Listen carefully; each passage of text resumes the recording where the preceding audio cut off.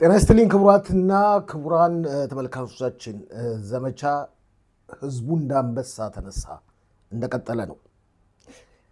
ከየት መጣ ይሄ ስም ለምትሉ ኦሪት ዘኍልቍ መመልከት ትችላላችሁ።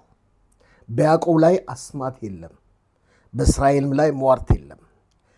በጊዜው ስለ ያዕቆብና ስለ እስራኤል እግዚአብሔር ምን አደረገ ይባላል። እነሆ ህዝቡ እንደ እንስት አንበሳ ይቆማል፣ እንደ አንበሳም ይነሳል። ያደነውን እስኪበላ የገደለውንም ደሙን እስኪጠጣ አይተኛም። እስራኤል መከላከያ በዚህ አይነት መንገድ ነው ጥቃቱ መፈጸም ላይ የሚገኘው።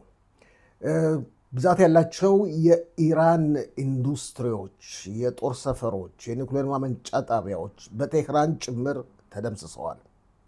ክቡራትና ክቡራን ተመልካቾቻችን ልክ በ2 ሰዓት ጠብቁን።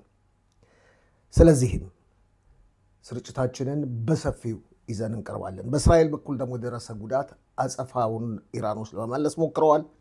ሰላማዊ ዜጎች የሚኖሩበትን ቦታዎች ብቻ ነው የሚደበድቡት። ከ10 በላይ ሰላማዊ ዜጎች በትላንትናው ምሽት ድብደባ 80 ሮኬቶች በመተኮስ ህይወታቸው አልፏል። እስራኤል ደጋግማ አስታውቃለች። ከዛሬ ጠዋት ጀምሮ የኢራን ህዝብ ከጦር ሰፈሮችና ከኢንዱስትሪዎች አካባቢ መራቅ አለበት።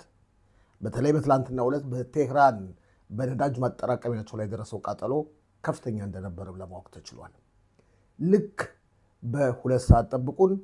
ብዙ ዜናዎች ይኖሩናል። ሼር፣ ሰብስክራይብ እና ላይክ ማድረጋችሁን ምንጊዜም እንዳዘነጉ